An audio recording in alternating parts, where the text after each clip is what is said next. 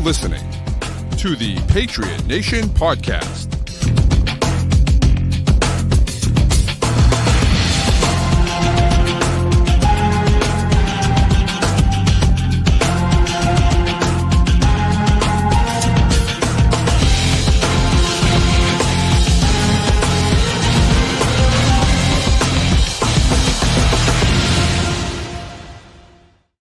All right, welcome into another edition of the Patriot Nation Podcast. Of course, a proud member of the CLNS group of podcasts.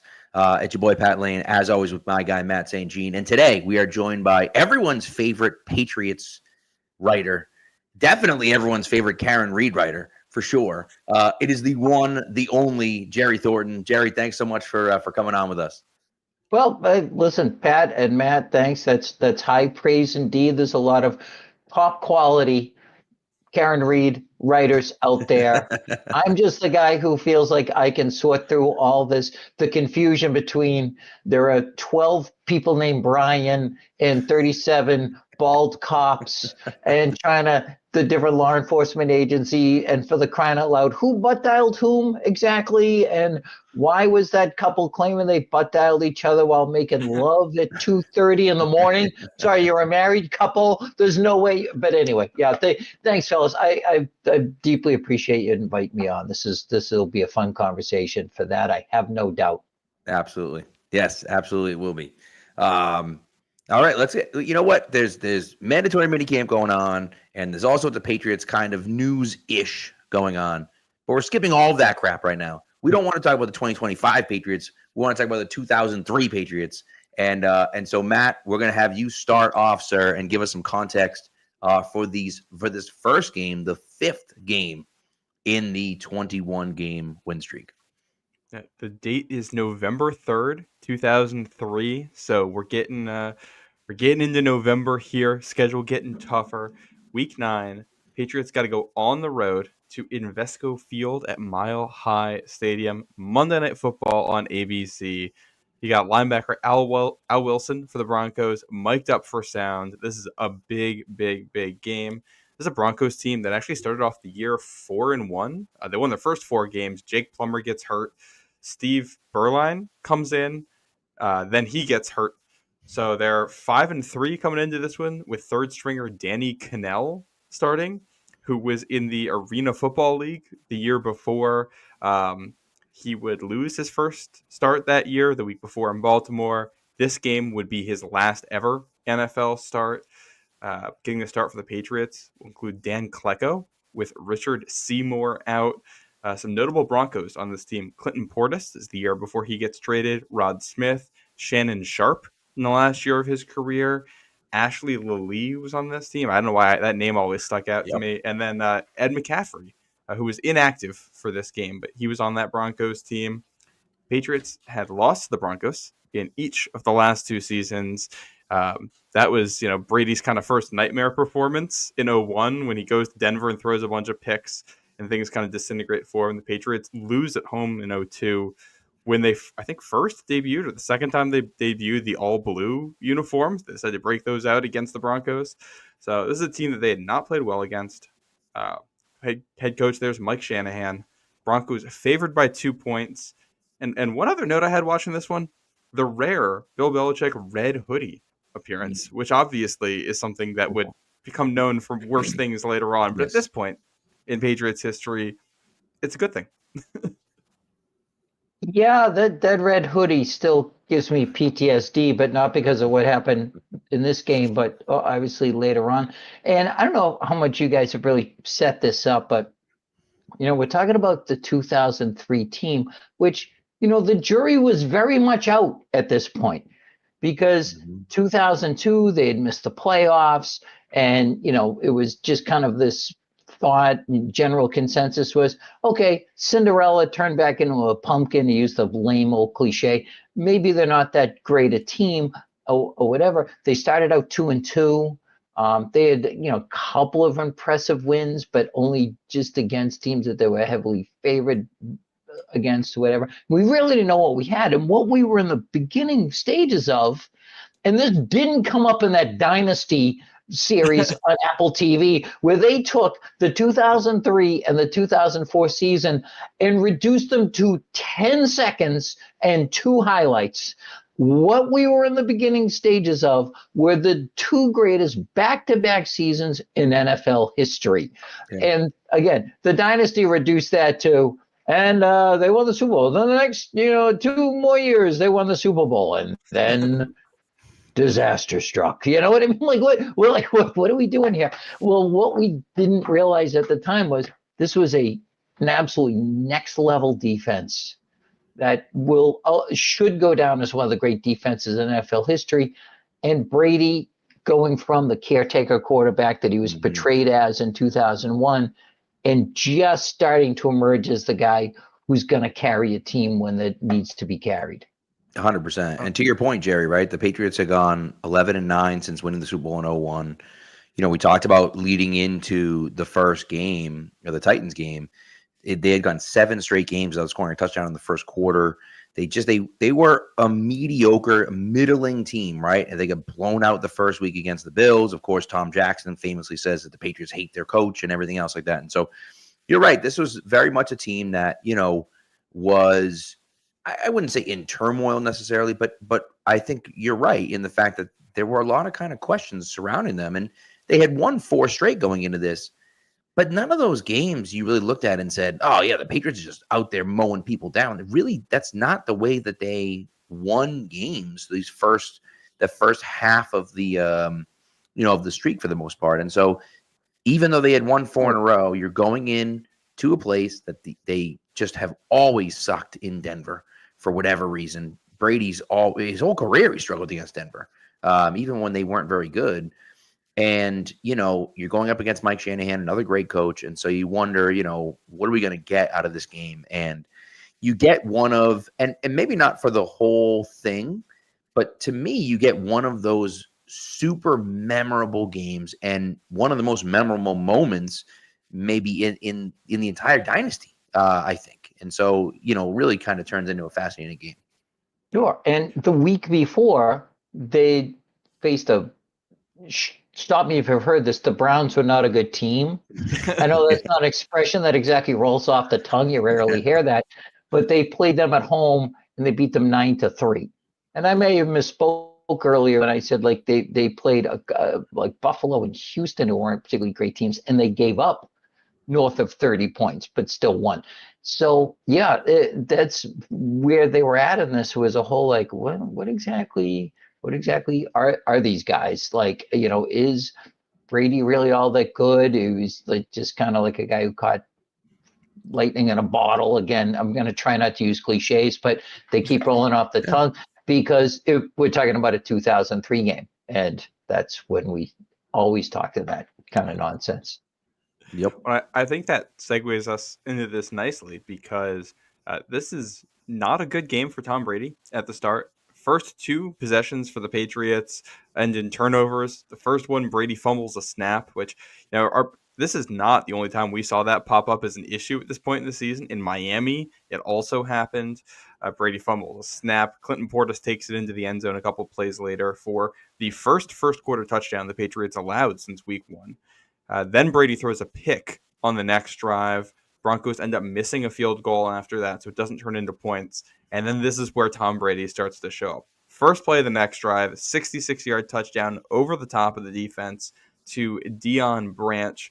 And that's kind of when this game starts to go back and forth. Teams trade field goals. Somehow, led by Danny Cannell, the Broncos totally kill the clock in the second quarter and drive all the way down the field and score a touchdown with under 30 seconds to go. Then Bethel Johnson returns a kick. The Patriots are able to get a field goal. So, it's just total chaos in the first half. Matt, that was a 16-play, 72-yard drive that took over 7 minutes off the clock to end what looked like end the first half with them, taking a decently commanding lead, not a super commanding lead, 17-10. Right, yeah. Taking a 17-10 lead into halftime. And to your point, Bethel Johnson returns the ensuing kickoff 63 yards. when the Patriots, I think they completed a pass to Kevin Falk and then kicked the field goal to end the half. And so, ends up being 17-13 instead of 17-10. And that makes such a huge difference. Boy, if that Bethel Johnson didn't absolutely earn his draft status, what a great move that turned out to be. I think we just mentioned all of his career highlights in the last. What's interesting is that he actually had, in the return game, he was a terrible receiver. He had one really nice long catch. I think there was the one. But in the return game, he was a pretty good returner for a few years. Not worthy of a second-round pick. But not worthy of keeping on the roster. You know what I mean? Correct. They've had guys who were nothing but a kick returner and were worth eating up a roster spot with him. And I think at the time we're all saying, okay, he didn't work out, but you know what?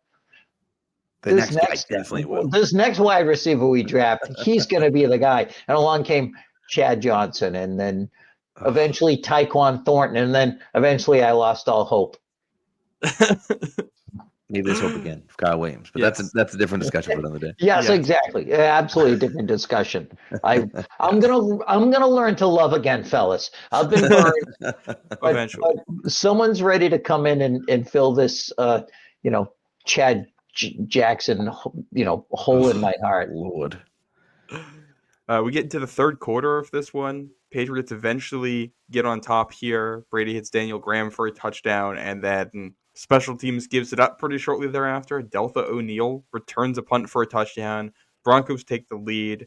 Patriots drive down, get back within one with a field goal. And this is what ends up kind of setting up the final sequence. Something I had not realized about this game is that the Broncos kicker is actually hurt during this game. So the Broncos are unable to try to go for a field goal to extend the lead. They pin the Patriots deep. Patriots can't do anything with it. And that's the intentional safety that sets up the Patriots in field position to go on a game-winning drive that ends with a touchdown to David Givens in the best game he had at that point in his career. Yeah. If I can backtrack just a second, Matt, I think a kind of a theme that runs through this game is mistakes and then teams capitalizing on those mistakes. You mentioned the two Brady turnovers right at the beginning of the game. He fumbles, it turns into a touchdown by the Broncos. He throws a pick. The Broncos miss a field goal. What do the Patriots do on the very next play? Throw a touchdown pass, right? You mentioned the Deltha O'Neal punt return for touchdown. That was actually the second consecutive punt. They punted the first time with no return whatsoever, but there was holding by Nalani Paxton on that play. They had to punt it again. Turns out being a crap punt instead of a good punt. It was 37 yards instead of 47 yards. They pushed back 10 more yards, and Deltha O'Neal takes it back for a touchdown. Patriots had just taken the lead for the first time in the game. And so you look at those things and you're just looking at it saying, like, man, if we could just, both teams, they could just get out of their own way and stop making stupid mental errors, that's when you could win. And that's exactly what happens, right? The Patriots get in this situation at the 1 yard line, and we're sitting there saying, and credit to Al Michaels, by the way. And so we talked about broadcasting a little bit before we got on about, how the broadcasting was so. Al Michaels and John Madden. Whoo! Like, that was fun. They were good. That was fun going back and watching them, and Al Michaels calls it. He's at the 1 yard line, and they trot out Ken Walter for the punt, and he goes, I don't know, maybe you take a safety here. Like, you could just take the safety, and he was totally right. And guess what happens on the ensuing punt? Deltha The O'Neal. freaking Broncos blow it, and they end up back at the 15-yard line. Yeah, and we're talking 22 years ago. And frankly, I hear Al Michaels on Amazon on Thursday nights calling some garbage games, and bless his heart, he hasn't lost anything off his fastball. And now he just is inventing new F's not to give. You know what I mean? Like, he's not the least bit shy about talking about what a terrible game this is, and no one's ready, and Thursday night sucks, and the officials aren't ready, or whatever. And he was doing it back then. And just real quick to talk about kind of the cultural touchstone of the fact this was 22 years ago. You kids out there will never recognize this time in America, okay? Back then, 2003, the biggest box office draw was a guy named Tom Cruise, okay? The celebrity couple everyone was talking about was Ben Affleck and Jennifer Lopez. You would never recognize that. The biggest record producer was Jay-Z. There were shows on TV like Survivor and Law and Order and CSI. It was a crazy time. It's like, and yet the world is unrecognizable today compared to that. It's unbelievable. Oh, wait a minute. Everything stayed the same. I need whatever Tom Cruise has taken. I'll tell you that much. Okay. He just as an aside, I wrote about this on Barstool just Monday. He set the world record. The Guinness Book World Record has officially recognized him for setting the record for most flaming parachute jumps with 16. Love it. Now, my point is he could have stopped after the first one, and he has retired that trophy. But That's correct. He's like, yeah, I'm immortal. I haven't chased death in like a week, so I'm just gonna jump out of a perfectly good helicopter with another flaming parachute. Having said that, so when the Pats were on the 1 yard line, they threw 3 passes, 3 incompletions, and took 15 seconds off the clock. And if my research is correct and my memory is not faulty, there were 3:06 to go when Belichick decides, okay, I'm going to listen to Al Michaels and pulled off a move. And the reason I'm kind of familiar with this, I did a top 20 countdown of Belichick's greatest hits after he got, I won't say fired, after that mutual parting of the ways that they announced at a press conference. And I believe Chris Martin and Gwyneth Paltrow referred to it as a conscious uncoupling. So, Perfect. Well, this was my number 17, and only because it was a mid-season game. It wasn't like one of the postseason, but just as impressive moves where he just demonstrated what a galaxy brain he has. This one really established, like, there's something about this guy that sees the game different than everybody else does. Because Al Michaels aside, no one knew that this was coming. Well, and to your point, kind of leading up to this, there was a lot of question marks about the team and about Belichick. And, some other coaches may have said, you know what, it's a risk. That's a real risk to giving 2 points away. And, we're already losing and we're just going to give them 2 points. Like that's a real risk. Right. And it was, but he, as he always does and was famous for doing, doesn't care what anyone thinks, and went with his gut, and turns out that he was right. Pat, we were weeks removed from the disaster of, the 31-0 game at the start of the season at Buffalo. Tom Jackson, like you said, just going, they hate their coach. And, the Boston Herald, Kevin Mannix was the beat writer back when being a beat writer was a thing. And he called Belichick duplicitous pond scum.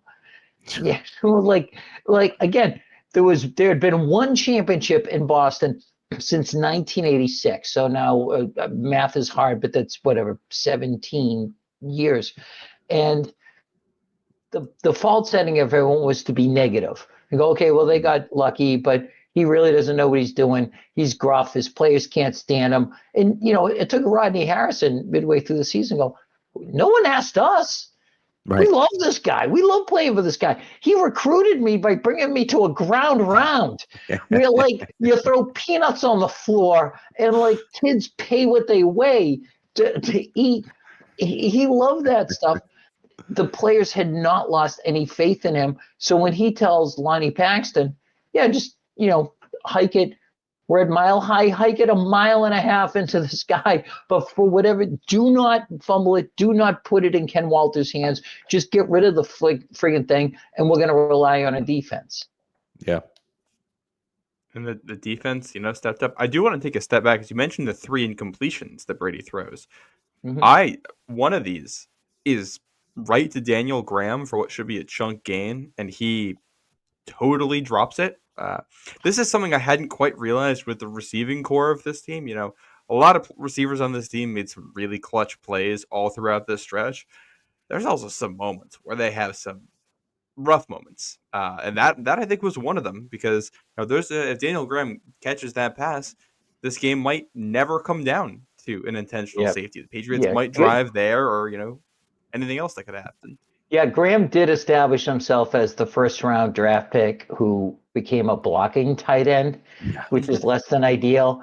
And a short time later, it was Ben Watson, same thing. I will never forget, and not to get off topic, but 2009, that disastrous playoff game against the Ravens, that started off with, an 81-yard touchdown run by Ray Rice, the first play. And it was like 17-0. Okay, let's go. Let's get something going.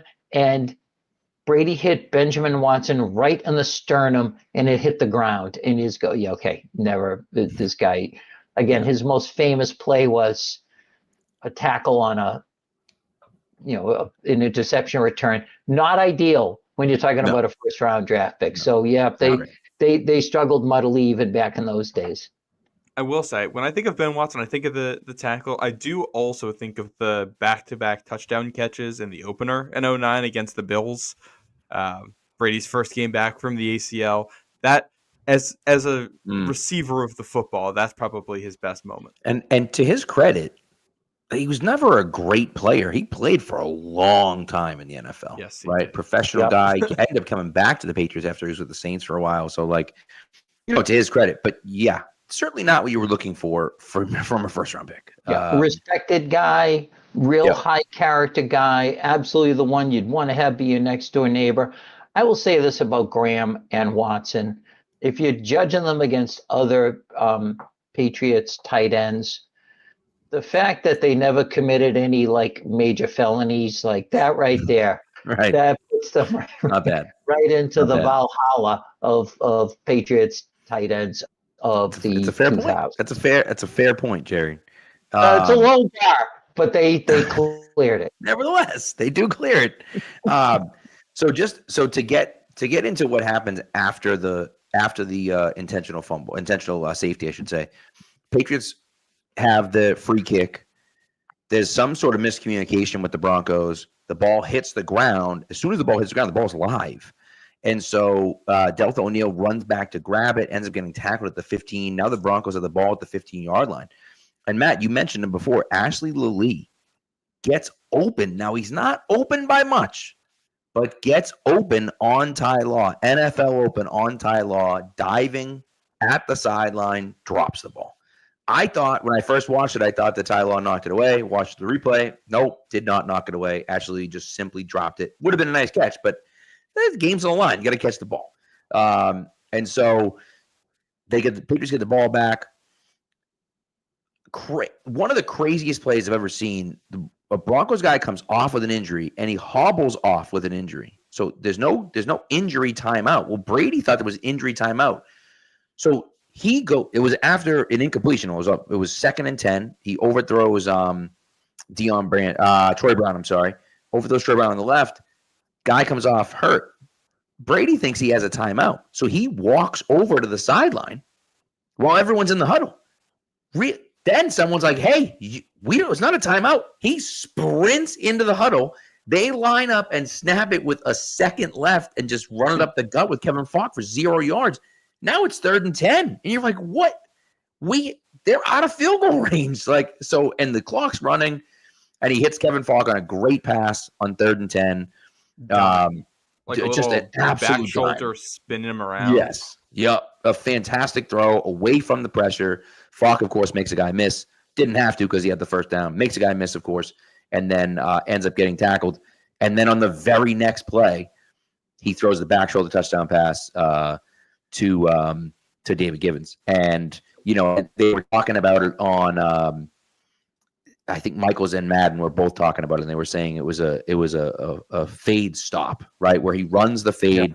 Brady throws the back shoulder, and he's like, Deltha O'Neal can't give that up. He's got to know it's coming, right? And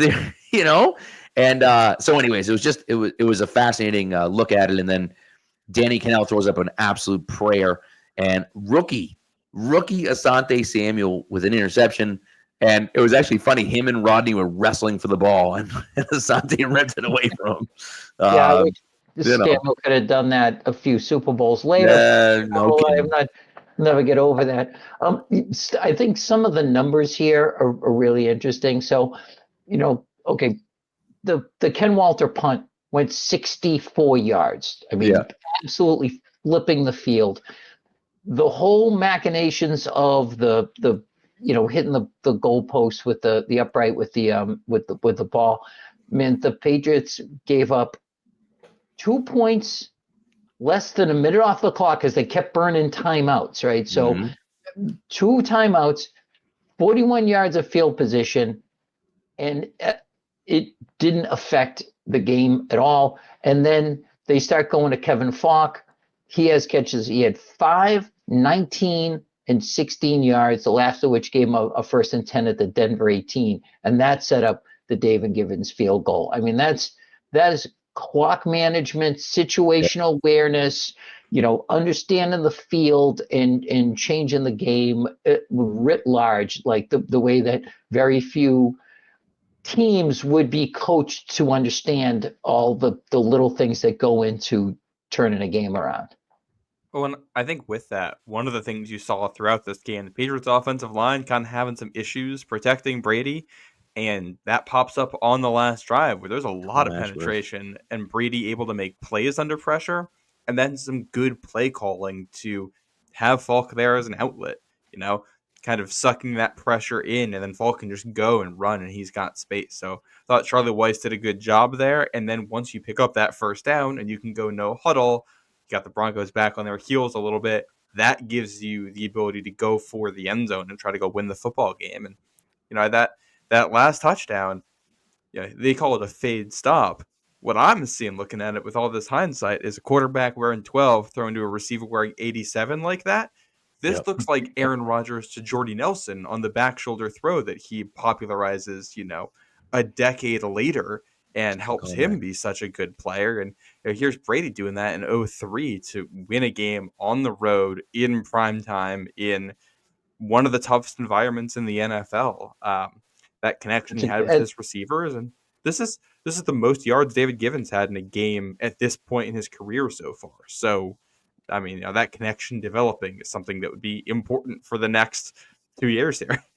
Yeah, and a 7th rounder rather. And Matt, I appreciate it, but when you're talking to this audience and you say number 12 throwing to number 87, no one's flipping to Green Bay on that one. But nevertheless, your point is well taken.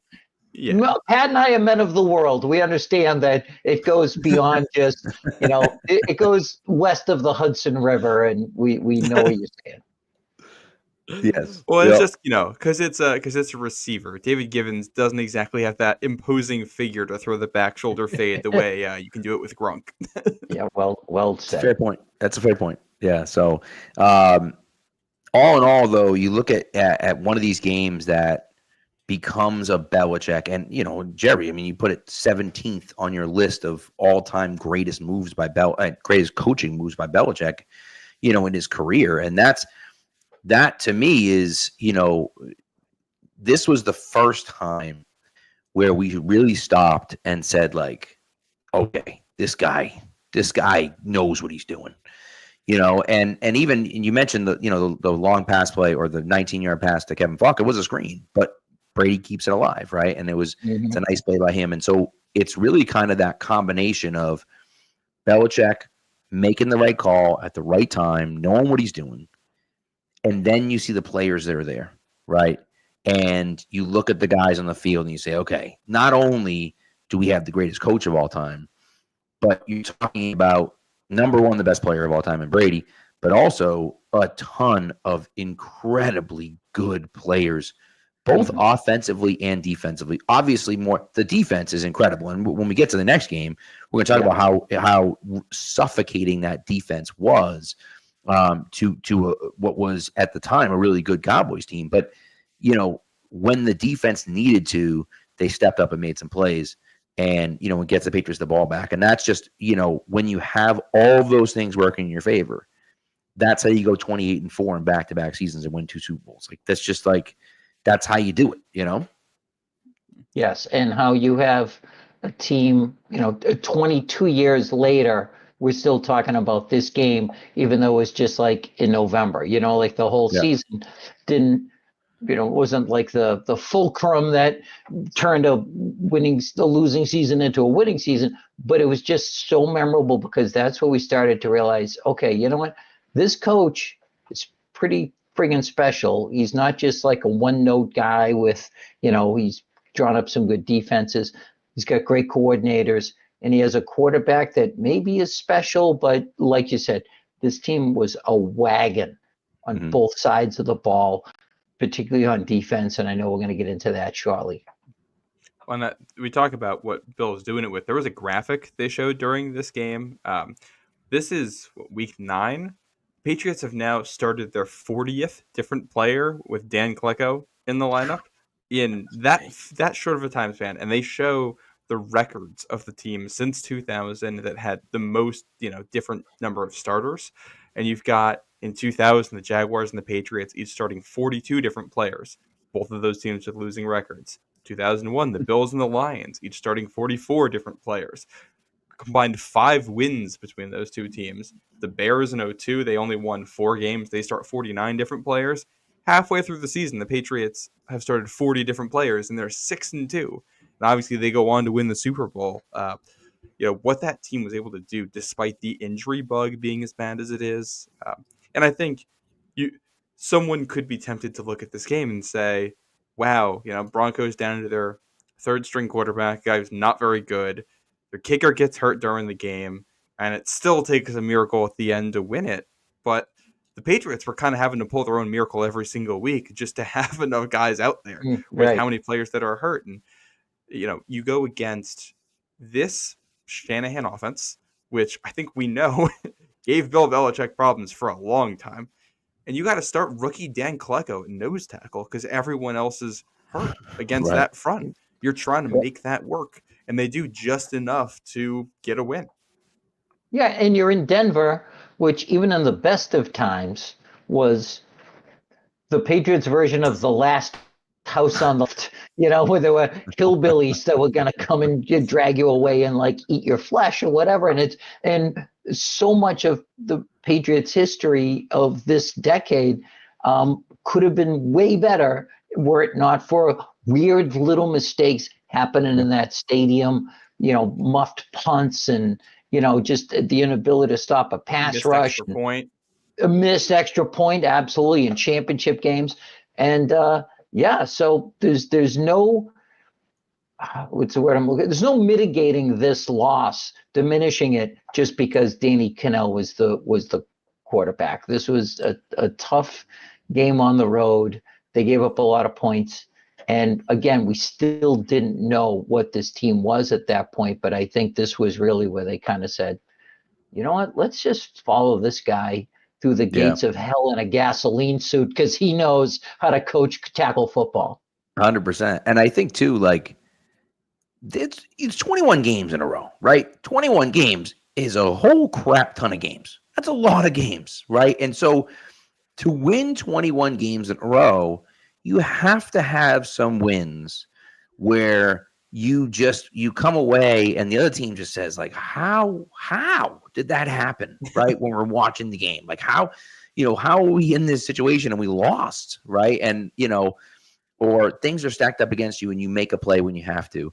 And this is one of those games where like they make that decision, they take the intentional safety, and then the defense turns it on, the offense does the same thing. And you just say like, all right, hey, we were in a tough spot right there, right? You get the ball down at the 1 yard line with 3 minutes left to go in the game. You're thinking this game, hinges on them getting this drive going, and they have the pass to Daniel Graham that he drops, and you're thinking, all right, just isn't our day. Like crap, that's the way it goes, And then to take the safety and still win the game, is really where you sit there and say like, all right, we're pretty impressed with this. And again, it's not all going to be pretty, right? But you win when you got to win, and that's what they did.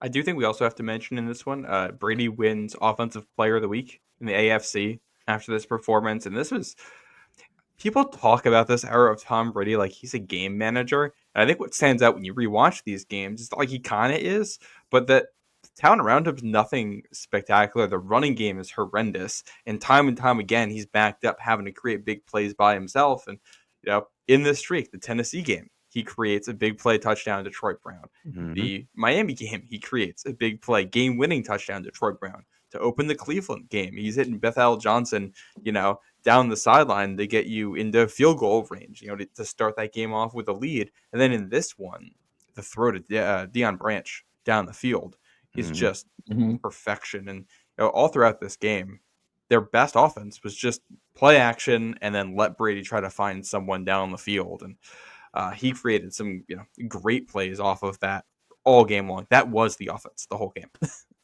Right, and that phrase, hitting Deion Branch for a big gain, it will become a recurring theme, I think, not throughout this podcast we're doing, but as you move forward in the series. Like, I kind of think in a lot of ways, Deion Branch might be the most underrated Patriot of the championship era. Like maybe the most underappreciated, most underremembered. Have you been saying that?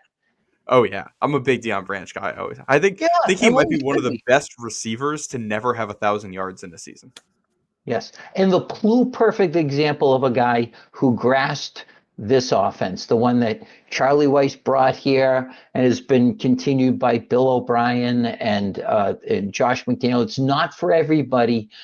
But he mastered it. And, when they brought him back, for a second go round, instantly, he just knew exactly where he was supposed to be, when he was supposed to be there. Mm-hmm. And so many guys have never been able to even get the first step on that, comprehension. And he perfected it.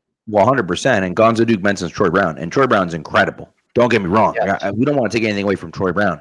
Troy Brown gets a lot to do, right? He gets a lot of it. He's in the Patriots Hall of Fame, right? Yeah. And he deserves it.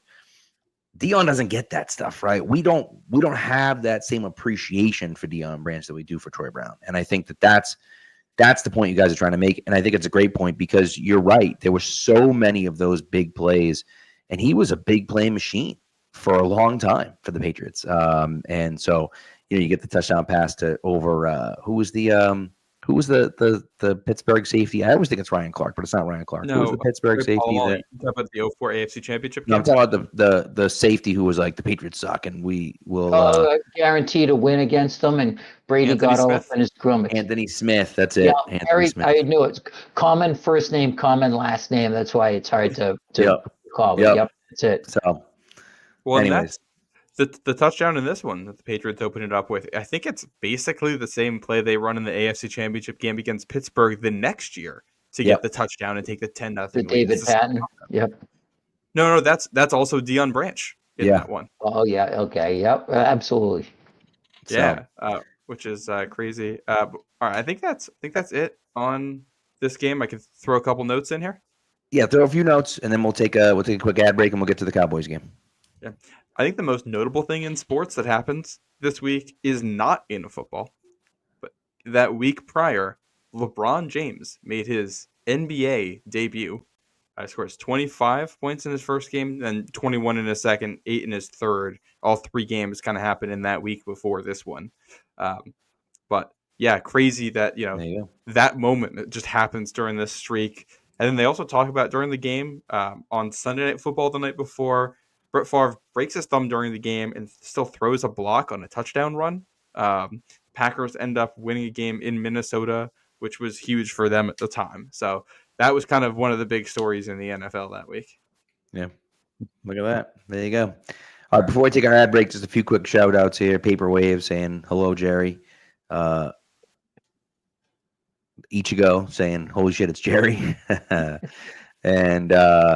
And Len, we agree, Len, although you probably don't want to go back, that they need to bring you back to the WEI. Oh, no, bless him. Thank you, Len. EEI and I left on the best possible terms. They offered me a deal. Barstool was a better opportunity. I said, you okay? Let's just shake hands, and I'm not going to go tin cupping it for you. And to please sweeten the deal. It was like, I respect you guys too much. You changed my life. And went back to Barstool, and not for one hot second if I regretted it. Sometimes it's just, sometimes, Peter Gabriel leaves Genesis and they both produce #1 hits. See? Yeah, Like, there you go. was that not too like an ancient like Oh, reference? listen, I got it. I don't know about everyone else, but I got it. I and got I it. appreciated it. All right, there you go. My dad gave me enough classic rock when I was growing up to get that one. It's classic rock now, please. No. I wish Blink 182 is classic rock now. So I know. Yeah. Yep. So, all right, let's take we'll take a quick ad break and then we'll get to the Cowboys game. So this ad, of course, is for Prize Picks. Prize Picks is the best place to turn your sports knowledge into cash. With millions of members, Prize Picks has made daily fantasy sports accessible to all. Just pick more or less on at least 2 players for a shot to win up to 2,000. That's right, 2,000 times your cash. Run your game all season long on Prize Picks. There's only one series left in both playoffs, and the championship is officially on the line. That means time is running out for you to put your final takes to the test on Prize Picks, the best place to cash in on your favorite sports. And again, remember, you can cross-pollinate your rosters over here. You want to get some basketball in there. You want to get some hockey in there. You want to get some esports in there. Maybe throw some baseball in there. Why not? You can do it all. Don't forget, Prize Picks offers Venmo, Apple Pay, MasterCard, and more for quick and easy deposits and withdrawals as well. What you're going to do is download the app Prize Picks, put in the promo code CLNS. When you do that, you play your first $5 lineup, and you get $50 instantly. Don't have to win. You just have to play. Okay? So download the app Prize Picks, put in the promo code CLNS, and get $50 instantly when you play your first $5 lineup. Prize Picks. Run your game. All right, Matt. You want to set up the second game here that we're talking about, the 6th game of the 21-game winning streak. Yes, Patriots 7-2, coming out of the bye week, November 16th, 2003, Week 11, back to Gillette Stadium. This time for Sunday Night Football on ESPN. And who's coming to town? It's Bill Parcells and the Dallas Cowboys. Both teams 7-2. Cowboys lost against Atlanta in Week 1. Got shut out at Tampa in Week 8. Other than that, they were cruising. Best defense in the NFL coming into this game. Notably, it's Bill Belichick against Bill Parcells. I pulled some of the stats. Belichick at this point was 3-1 against Parcells. All 4 of those games happened when he is in Cleveland and Parcells is with the Patriots. One of those playoff game, by the way, in 1994. Yes, the wild card round in 94. Some notable Cowboys players in this one. Terry Glenn making his return to Foxborough. Starting running back was Troy Hambrick, which is just an all-time running back name. That's fantastic. Yes. Quincy Carter at quarterback.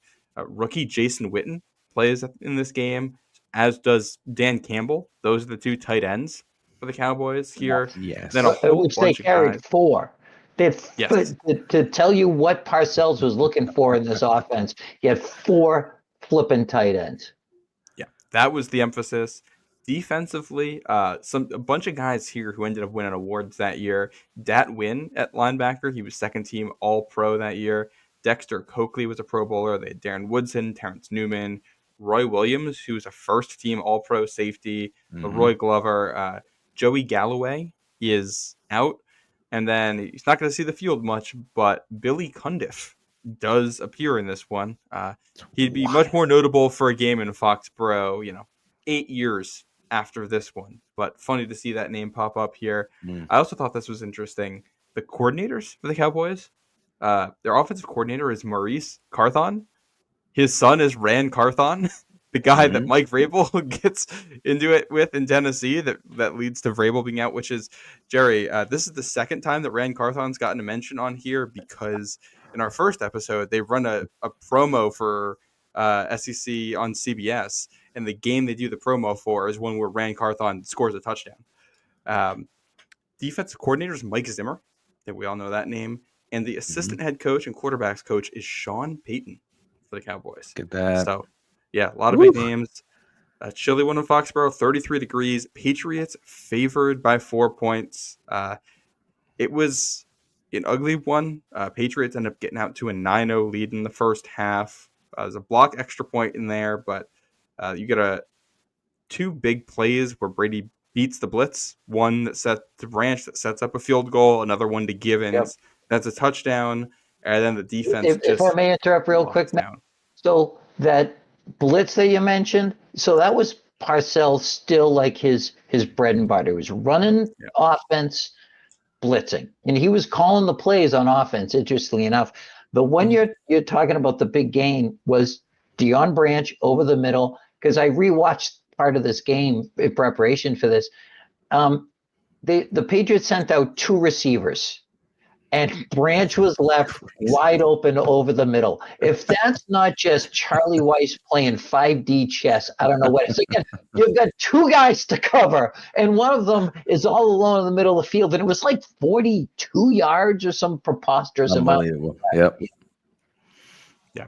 Well, and that's, the 2 big plays in this one come off of the Cowboys bringing 9, 10 men on a blitz, and it's basically Brady doing a great job recognizing it, creating enough space to get the ball away, and then finding someone down the field. So I think that's where you first start to see, that version of Tom Brady. And then it's end of this game, second half is basically all defense. Patriots get 3 interceptions of Quincy Carter, kind of stuff the Cowboys at every turn, and a lot of bend but don't break here on defense until, just waiting for Quincy Carter to make a mistake, which he does. Patriots get out of this one with the 12-0 win. I do want to circle back to the top, because this is something that I have no experience with as someone who's younger, but you guys probably remember how you felt. What was the feeling about Bill Parcells and Foxborough at the time, and what was the anticipation like leading up to this reunion? Well, it's always that Parcells has this real hardcore army that will defend him to the last. You know what I mean? The Knights Templar, can defending the Holy Grail from, keeping it away from Indiana Jones or whatever. And I get it to a large extent, but a lot of it is very much media driven. So when the big dust up happened, the cliche was to call it a divorce, and it sort of fits between him and Mr. Kraft. There were a lot of media people forget this rich billionaire guy who doesn't know what he's doing, and he's driving our guy out of town. Well, Parcells has in recent years admitted, I was kind of arrogant and cocky, and I apologize for a lot of what I did. And so when this came up, it was really emotional, and I had already thrown my loyalty behind Belichick, as he did what Parcells had never done. But there were plenty of people who were probably rooting for him. And I imagine, it's hard to gauge the reaction in Gillette that night, but I think it was a lot of okay, let's see if our guy can prove himself against that guy who did that thing that, made us respectable or whatever. And I think this was a turning point. I think if you were on the fence then, you just said, okay, Belichick really has this guy.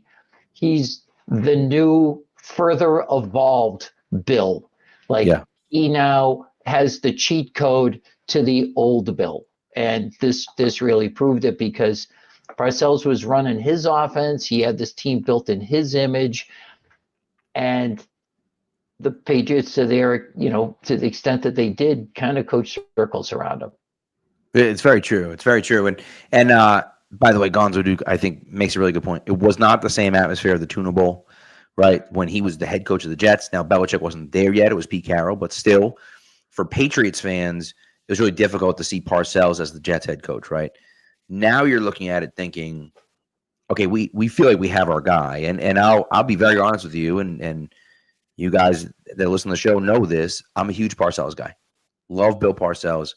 I also think if you can't admit what he did was disastrous for the organization, I think you're full of it, right? I mean, I think, and Jerry, correct me if I'm wrong here, I think 3 men, my opinion, 3 men saved the New England Patriots. And I won't mention Michael Jackson. Maybe he's number 4. He maybe makes it onto the Mount Rushmore. But in my opinion, 3 men saved the New England Patriots. That's Robert Kraft, obviously. That's Bill Parcells, and that's Drew Bledsoe. And I think obviously, right? Kraft keeps them in New England.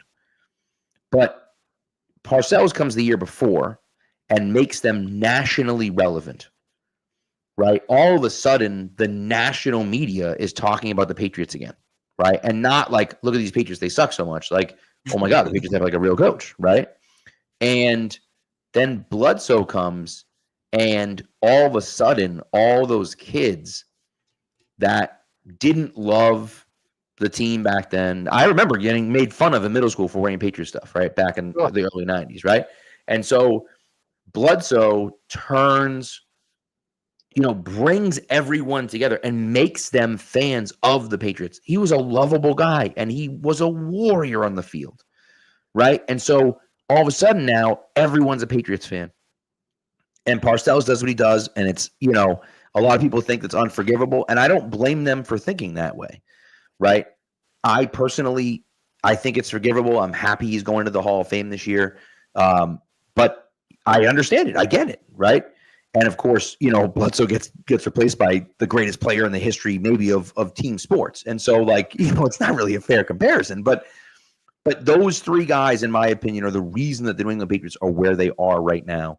And without those three guys, they save Patriots football in New England, in my personal opinion. And so I have that soft spot for Parcells.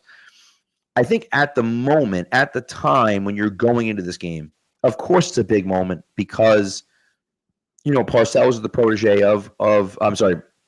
Belichick was Parcells' protege, and you're looking at it saying, okay, we think we have our guy, right? And now he's going against his mentor, and he's got a good record against him already. But now this is the team. What can he do against Parcells?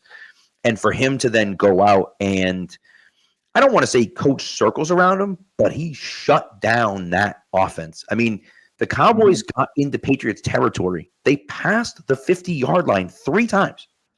One time they got to the 48, really ended up being the 43 after Jerry running into the kicker. Think I was running into the kicker, not roughing the kicker, but running into the kicker, which gave them 5 extra yards to the 43. Still punted on the first drive of the game, the very first drive of the game. The last 2 were in the fourth quarter when they got into the red zone and Quincy Carter threw an interception. And so, they did nothing all game long.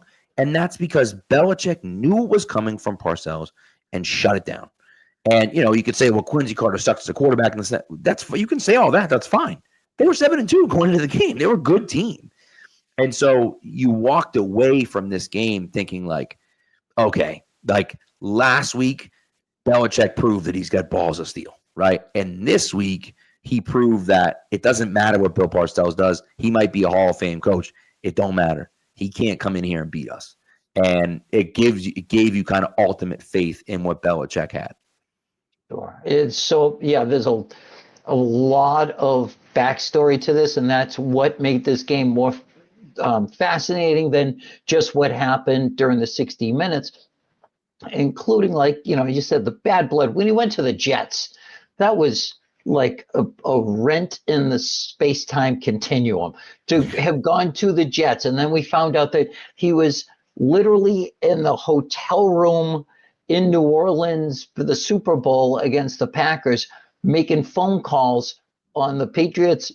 This was a time when you had long distance charges, racking up long distance charges on behalf of the Jets, trying to sign free agents or whatever. So that was bad blood. By the time he he leaves the Jets, and then Belichick ends up sticking his coach's shoe right up the butts of the whole Jets organization by coming to the New England and winning a championship. So now, it's very much George Costanza. I've got a hand, Parcells had hand, and then Belichick had hand. Now who's going to have hand? And then by the time he took the job with the Cowboys, there was kind of the sense okay, he was retired. He was done. He just wanted to go play the tracks in, Florida, bet on the Nags or whatever. And Jerry Jones threw him a preposterous amount of money. And he's like, all right, Jerry Jones is an imbecile, but I'll do it, whatever. And I'll build a team on my image. But I think for him, it was kind of like when you retire and you just kind of take that part-time job, you're out on a cop's pension, but you work at the golf course. That's kind of the general sense. I wasn't saying, oh, this Bill Parcells, I want him to I want him to lose. It was just like, okay, I want the Patriots to beat him to kind of show that they've moved on without him, And I think a testament to Parcells is Terry Glenn got an absolute reboot for all his bad behavior under Pete Carroll. Belichick came in and said, okay, clean slate. Whatever fines you had to pay, whatever suspensions, that's over with. And he still effed it up. You still want to be a Patriot? I did. did. Well, what did he want ultimately? To go play for the coach who treated him like hot garbage, called him a she or whatever. And you realized, okay, he's that guy who wants tough coaching, whatever. He respects Parcells and he played for him. And he, this was his chance to stick it to the Patriots. As I recall, he had one catch for 8 yards. That is correct. Yeah. By the way, speaking of Terry Glenn, this was not Terry Glenn's first return to Foxborough Stadium or to Gillette Stadium. In 2002, he visited Gillette Stadium as a member of the Green Bay Packers. And the Packers won 28-10. I think he had 3 catches for 19 yards in that game. Was a complete non-factor. By the way, Glenn did have 1 catch, and the Patriots had as many catches when Quincy Carter targeted Terry Glenn as Terry Glenn did, because Tyrone Poole, one of the interceptions that Quincy Carter threw, was thrown to Terry Glenn, and Tyrone Poole picked it off. Yeah. When I think you look at the X's and O's of this game, defensively, this is a Belichick, masterclass. And this feels like, the same type of game plan we saw from him for years. A lot of it is getting the right cornerback room so you can play man coverage when you need to play man coverage, and then some really well-designed zones. And, there's a bunch of plays in this game where Quincy Carter's trying somebody deep in whatever corner's out there. A lot of the time it was actually Tyrone Poole. It's just running stride for stride with Terry Glenn or Antonio Bryan or whoever it is. And there's just no space. There's nothing for the quarterback to do. And they did a very good job of keeping the quarterback contained, not letting him beat you with his legs. And it's the same Belichick game plan we saw for so long against the mobile quarterback that can't beat you through the air. That worked for forever. Ty Law also fantastic in this game. He had Glenn's number, I think. And had been playing hurt like most of the season. Had a bum ankle. He was seen to limp off the field. They started saying, let's just target him. And he made them pay in spite of it. I'm as guilty as anyone when it comes to saying it's the coaching and it's Belichick and his system and his game plans and what he, empowered Romeo Crennel to do or whatever, but the players on this defense really need to be singled out. I mean, Richard Seymour was all over the place on that.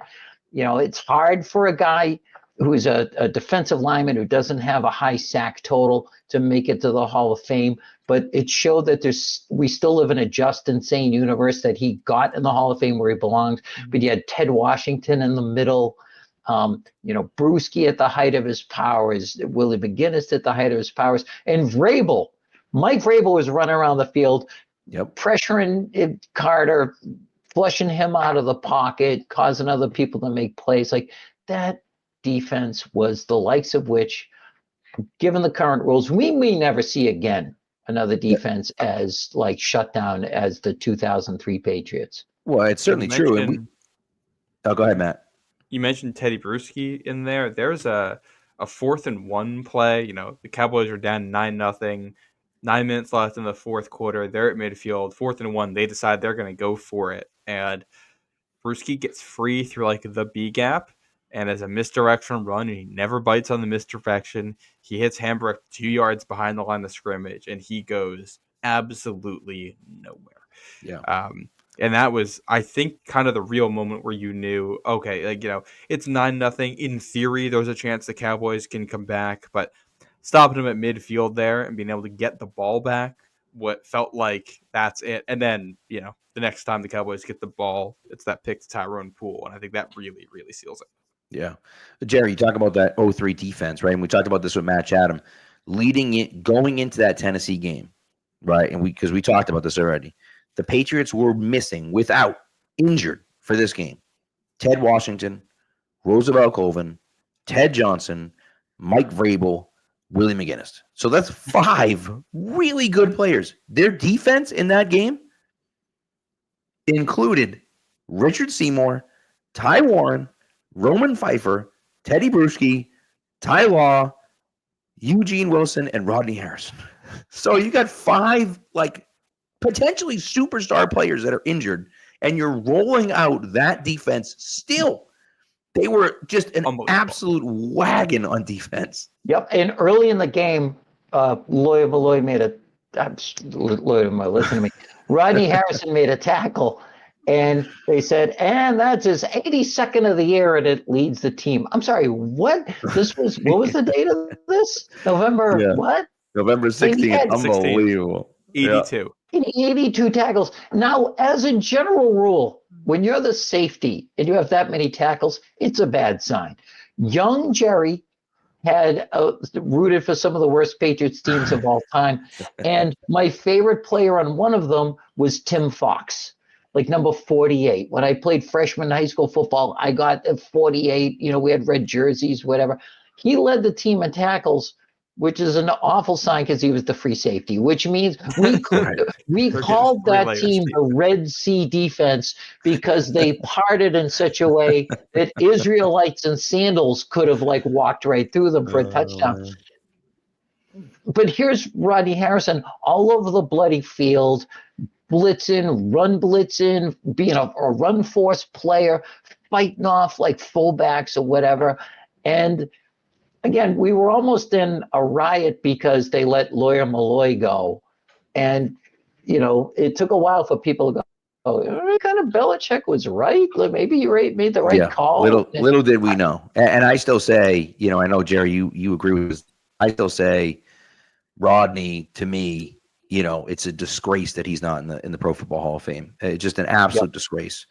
He's one of the only 30 guys in the history of the NFL. It's 2. It's him and Ray Lewis. And so he does not get the credit that he deserves.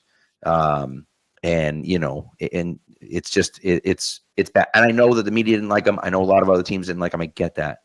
He was a phenomenal player for a long time. When they call him a headhunter. Yeah. Okay, so why don't we take the guys who have reputations of being violent hitters out of the Hall of Fame? Well, you know what? You're gonna have a lot of empty space in there. Right. What I always said all the time, you want to tell me Ray Lewis didn't hit hard? You're gonna tell me Warren Sapp didn't hit hard? Again, right. It's a game of violence. Rodney Harrison was an absolute warrior, the ultimate guy that when he's on someone else's team, you can't stand him, and as soon as he shows up in yours, you're going, what's his jersey number? I'm buying one right now. Yeah. Well, I love that he transitioned to media and immediately became one of the best in the business at that. I'll die on the hill of defending Rodney Harrison.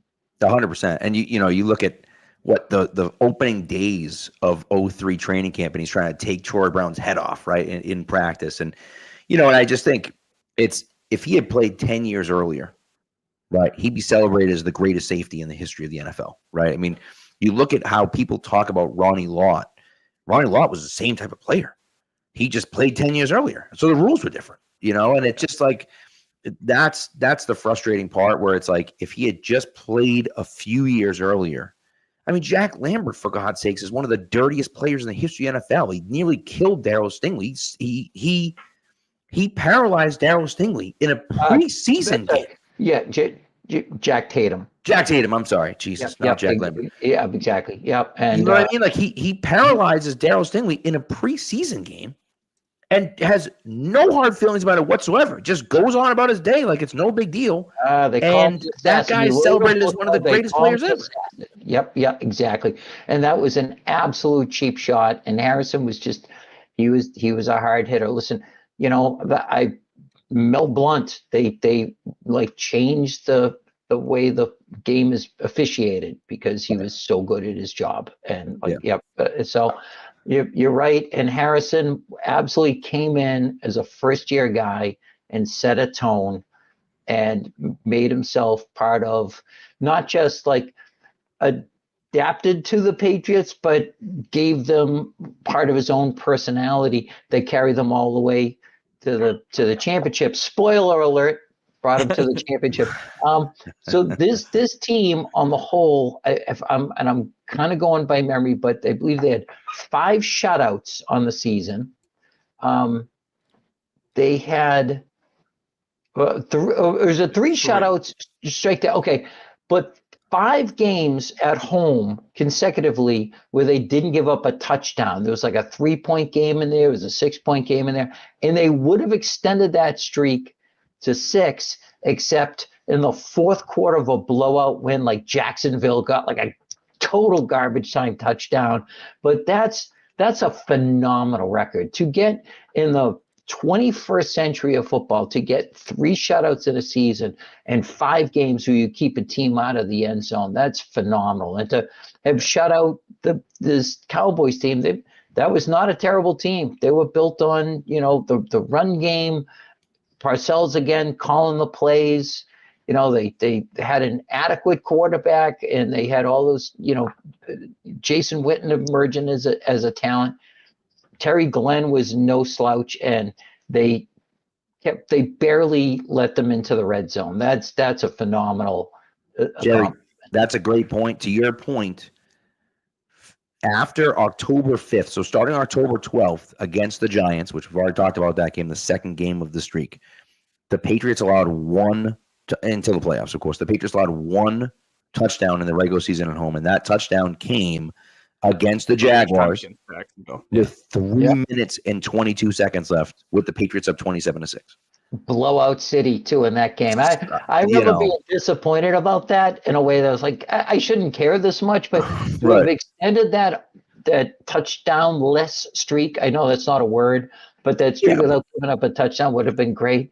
And the season ended with them bookending the 31-0 loss at Buffalo, with them beating Buffalo 31-0, where Buffalo took a shot at the end zone at the end of the game and the Pats knocked it down. It was like, okay, there's something special about here. There's serendipity going on with this team to have revenged that 31-0 loss with a 31-0 win. Okay, I forgave the garbage touchdown to Jacksonville. So that game ended with a Larry Izzo interception in the end zone. And I think I celebrated, because that was in my end zone. I sit in the north end zone where the lighthouse is. I think I celebrated that interception as hard as I celebrated like the divisional win against the Titans. Like we were so amped about the fact that it was 31-0, and like we wanted them to keep that shutout so bad. And the Patriots are running their backups out there, but we're like, we don't care. Like, just stop them. And Izzo gets the pick in the end zone. It's incredible. Yeah. And everyone in the stadium was there. Like, no one left early because that was what they wanted. This was, okay, vengeance is ours. This was really the early stages of Belichick building a pyramid of skulls upon which to put his throne, and he's never left it. That's correct. All right, Matt, what do you got? That season, when they were not playing someone who won the MVP award that season at home, they allowed 2 touchdowns. Vinny Testaverde scored 1 touchdown on them in week 3 against the Jets, and there's the garbage time touchdown against the Jaguars. And in those games, so we're taking away the games against the Titans and the Colts, they scored a defensive touchdown against the Jets. They scored a defensive touchdown against the Giants, and they scored a defensive touchdown against the Dolphins. So when they were not playing Steve McNair or Peyton Manning that season, the defense at home, the defense scored more touchdowns than the opposing offense did, which is just ridiculous. Have mercy. And then they went on in the postseason to beat the co-MVPs in the NFL that year, and you just mentioned them, McNair and Peyton Manning. Forget who, Peyton Manning, whatever happened to him. But the fact that they beat both those guys who were both the MVPs, and that was just one of many league MVPs that they destroyed during the Belichick era, beginning with, Marshall Faulk and Kurt Warner, and then those two, and then Manning again, and it just went on and on and on. And for a lot of years, there was just like this team plays their best against the best people and reduces them to, and the best coaches, and reduces them to something less than they've been. Yeah, totally true. Yeah, and going back to the Rodney Harrison, Eugene Wilson thing, you look at first of all, throughout this whole sequence, both of those two safeties, like in every single game, both of them are making a hit that makes you go, ooh. Like, it's constant. At the end of this game, second to last play, Eugene Wilson, game's out of hand. He's still lighting guys up out there. He ends up getting a penalty for hitting a guy, which not necessarily a great call, but that was clearly the ref saying, hey, this game's like done. Let's chill a little bit. It did make me laugh that on the last play, Ty Law picks it and then decides to run out the clock, and then he starts laddering the ball to Tyrone Poole. But you tell Belichick's pissed on the sideline. He's talking to Romeo Crennel. The only word, like, you can read his lips a little bit, and the only words you can see him say are Jesus Christ. So he is mad about what just happened. Answering the media hysteria, you do get the two Bills shaking hands, a little embrace after the game. So everyone was waiting for that moment. This was just the second time in team history the Patriots started a season 8-2. The only other time was 1978. It was just the third time in his career that Parcells got shut out. It happened once in I don't have it written down here, but happened once earlier in his career in the 90s, I believe, and then twice this season at that point. So that was kind of, that is not something that happened. And he's a defensive coach, but this is not something that happened to him. And then they ended this by showing a graphic that I thought was very interesting to look back on. They did a poll of who should win Coach of the Year at that point. And this is what the leaderboard looks like halfway through 2003. Parcells, the runaway favorite, with 35% of the vote. Marvin Lewis of the Bengals with 25% of the vote. Dick Vermeil of the Chiefs with 16%. John Fox of the Panthers with 14%. And Belichick with 10%. A little foreshadowing with those last two names. Yep. Yeah, interestingly enough, 7-2. But what, they were just kind of going, it doesn't really count for anything. Like, he still hadn't had that name recognition. I mentioned to you guys before we started taping, like, I watched a good portion of the original broadcast, and if you don't remember the era of Joe Theismann and Paul McGuire, don't go back. Congratulations, I am. It's not something you want. It's not quite like going back to look at the film of the Great Depression, but it's not that far off the map. People living in Hoovervilles and starving in soup lines. But anyway, they talked about like little stories in their nonstop jibber jabber. Was so Eugene Wilson had been moved from cornerback to safety, and Belichick was asked about it, and they said, "Well, why would you make that move?" And he said, "You know what? Because I don't want Eugene Wilson standing next to me on the sideline." Just like great quote. Like if I keep my corner, he's not playing corner. I'm getting his ass over here. And the same thing, like them just going, Belichick 7-2, but he's not really getting the respect. But that he's, he's such a genius at it. Well, maybe they were just a little bit ahead of the curve. I don't know. But again, it very much goes back to the lineup that he had put together on that side of the field, from Richard Seymour. Was Ty Warren a rookie then? He was a rookie that year. Yeah. Yep. Right. Because they had made the trade with Bledsoe. Exactly. And it took him a little while to establish himself. But good Lord, what a front three that was. And then the next year, Washington was replaced by a guy you might be familiar with named Vince Wilfork. He's okay. Decent player. At number 21 in the draft. Yeah. He let Washington go, had a huge gaping hole in the middle of the defense, and the rest of the NFL just decides to just pass Vince Wilfork. They're decade-long nose tackles, exactly what they need, along to them and stuff, and then just makes them even possibly a better team the following year. It's insane. Unbelievable. Your broadcaster note, I think my least favorite broadcaster of all time is Dan Fouts. I'll never forget Monday Night Football. They're going through the game and everyone's breaking stuff down. Oh, this guy against that guy, and they go, "What do you think, Dan?" And he goes, "Well, guys, I think the team that can move the ball up and down the field the most consistently is going to win." And they were just like, "Okay, thanks." Like, it was like, what the hell are you talking about, dude? Way to earn your money there, Dan. But on the Parcells Coach of the Year thing, I do think it's interesting to note the Cowboys had been 5-11 for 3 straight seasons before he got there. Okay. At this point, they were 7-2. They finished the season at 10-6. They went 10. Belichick coached there. Parcells coached there for 4 years. They went 10-6, 6-10, and then 9-7 2 years. 4 different starting quarterbacks: Quincy Carter, then Vinny Testaverde, then Drew Bledsoe, then Tony Romo. And then, of course, he leaves, Wade Phillips takes over, and then, they have the whole Romo era and everything else. But, he turns over that roster just like he was good at doing, moves up to the front office right after he's done coaching for a few years there too. But it was a really kind of a fantastic turnaround for them pretty quickly with Parcells. The wheels kind of fall off, as you get towards the end of the season. But, at that point, at 7-2, people looking at it saying, wow, they've already won more games than they did, the last 3 years. That's pretty crazy. So I certainly see why they were thinking that. I've forgotten about all those 5-win seasons.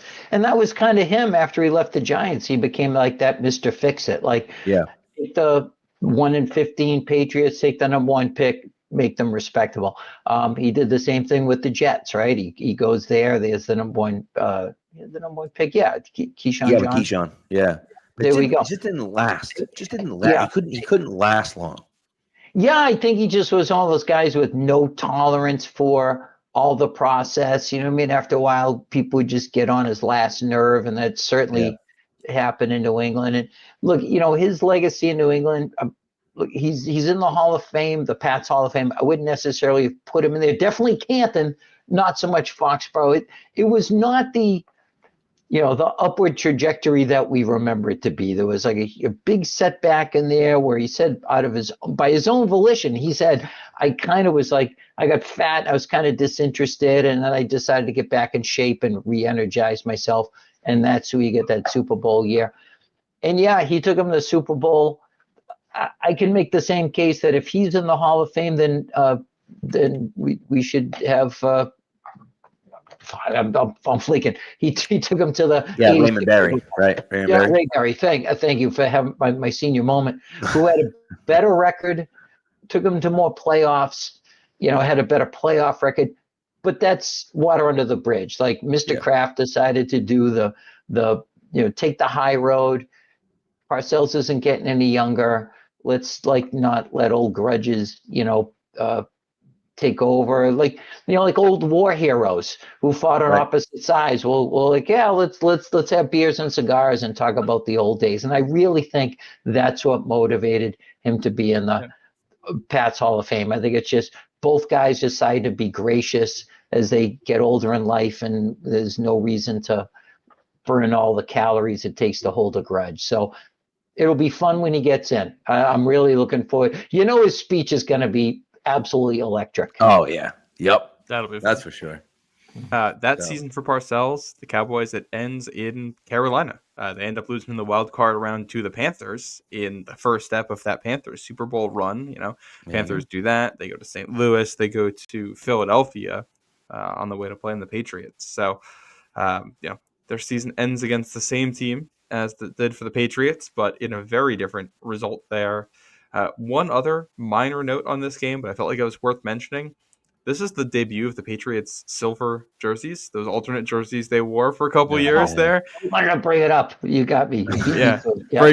Breaking them out at home. I actually found the press release. I think it's the press release from when they were first unveiled, and they were talking about how they liked breaking these out because you're facing Dallas that year, and you also have Miami, and it was we got an alternate jersey that we can wear at home and make these teams have to wear their color jerseys that they don't like wearing, which we're going to get to that. Another 12-0 Patriots win at home in the silver jerseys against Miami later in the season.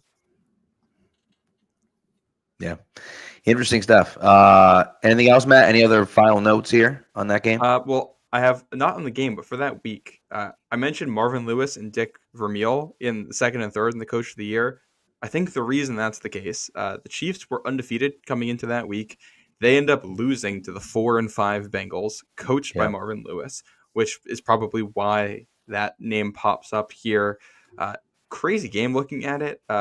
Peter Warwick had a 68-yard punt return touchdown for the Bengals, and then caught a 77-yard pass from John Kitna in the Bengals' upset victory of the Chiefs. So just throwing that old name out there for you guys. I was all the Jaws fans in my fantasy football league back then. And yes, I was in fantasy football since the mid-'80s, kids. Love it. He didn't invent the world, okay? But we used to call him, we're all Jaws fans, we called him the little Kitna boy. $3,000 reward for the shark that killed the little Kitna boy. I love it. Yeah, that's a guy who's a footnote to history for sure. Yes. Yep. Yes. One other game that week that I had to go actually look up video clips from because I could not believe what I was reading in the box score. Jets-Colts that week. Colts at home.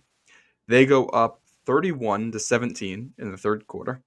Jets come all the way back to tie it at 31, also in the third quarter. And then you see on the box score, Hunter Smith 21-yard touchdown. For those who don't remember, Hunter Smith is the punter for the Colts. They end up driving into field goal range. Drive stalls. It's like 4th and 2. They bring out the field goal unit. They run a fake punt to Hunter Smith. No one touches him. He just picks it up and runs into the end zone, 21 yards. And that goes on to be the game-winning touchdown in that one. Hunter Smith, also a name that ends up coming up for the Patriots later in this season. He was running backwards in that one, though, not forwards. Yeah, some interesting tidbits over there. I like that. This has been so much fun, Jerry. We really appreciate this. Has been great. You can't go though because you have to plug all of your stuff because you are you've written many leather-bound books, and you need to plug those and tell everyone. I mean, everyone knows where they can read you and everything else like that. But nevertheless, let us know what you're doing out there. And my apartment smells of rich mahogany. I'm friends with Merlin Olsen. Yeah, so look, I'm my life's pretty much an open book. I'm on Barstool Sports every day, just like humping away. They bless them. They just let me ramble on about anything I want. The Patriots are my focus, obviously, and I wouldn't have it any other way, especially now in what I'm calling the summer of hope. I was calling it the summer of optimism, but I said it sort of rolls off the tongue better. The summer of hope. I agree. After 2, 4, and 13 seasons, enough of like just existential dread. I'm just jazzed about this.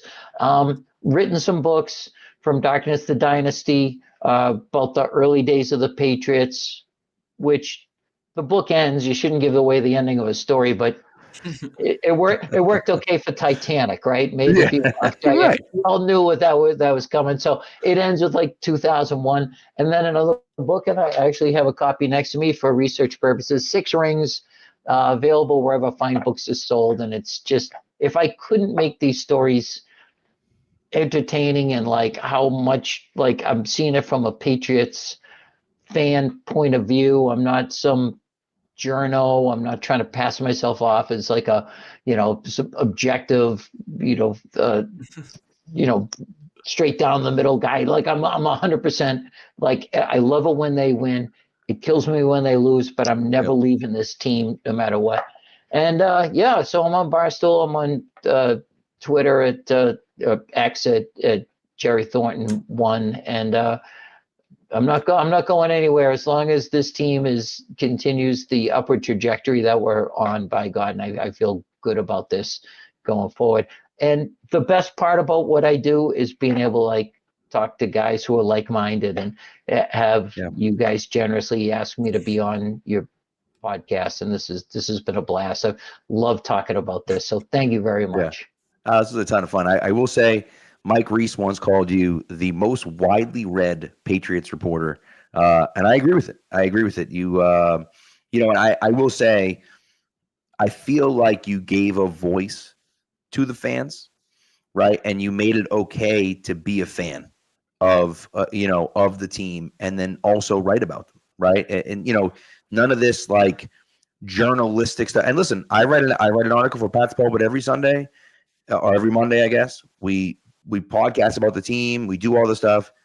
I have season tickets and I'm at every game. I can't imagine being in the press box. I'd lose my mind if I was in the press box. Like, I want to be out in the crowd cheering on the team. That's what I do, right? And I try to be objective at times, but it's not going to always be objective. It is what it is. But you were the first one to kind of really do that in the media, and show everyone that, like, hey, it's okay. Like, we're fans of the team. We can be fans of the team and still talk about it, and that's fun. And so I appreciate that. I appreciate you picking up on that, Pat, because, real quick, in the early days of Barstool, that's kind of how we saw ourselves. Like, we were the alternative to the Boston journos who were still talking about this region, this, sports city, like it was the 90s. Right. Everyone sucks. No one's as smart as us. Like, okay, that was working when you were talking about Rick Pitino, right. Jimmy Williams with 1M or whatever. But we're in a pretty successful era, and we were like sitting there going, look, we're just being our authentic selves. We're like happy when they win. Again, we're rooting for them to win. I'm not trying to pretend that I'm fair and balanced. Like, I hate their enemies and I love our allies, and so I think that really helped the upward trajectory of Barstool. Even back when we were like a newspaper, the most gratifying thing was people say, hey, I read you guys and I go, that's exactly what I'm thinking. But you would listen to like WEI and everything was, they're idiots and they don't know what they're doing. And if only they were smart as the guy with the degree from the Connecticut School of Broadcasting or whatever. Right. Yeah. And anyway, I don't begrudge them. WEI hired me. They let me leave the working for the Massachusetts court system, and I've always appreciated it. But Barstool is where I've always belonged, and I'm thrilled for all the success of all the Barstool guys. And frankly, I'm not qualified to do any other job. So it's this or I'm wearing a vest at Walmart and saying welcome. And I wouldn't last a day at that job either. So thanks, fellas. Thanks for your kind words. And especially, from Mike Reese, for goodness sakes, he's the best Patriots reporter there is. So for him to say that means the absolute world. Yeah. Yeah. All right, that's it. Hey, thanks so much, Jerry. Thanks again. We appreciate it. And thanks to the chat for tuning in. We appreciate you guys. And we'll be back later on in the week going over the next two wins. Another special guest coming in. Someone who actually has the opposite of Jerry, didn't live through any of these games. And so we'll get a completely opposite perspective of these next two games. And again, another very memorable game coming up in those two. So make sure you tune in for that. And thanks for tuning in, everyone. Be good to each other and go Pats.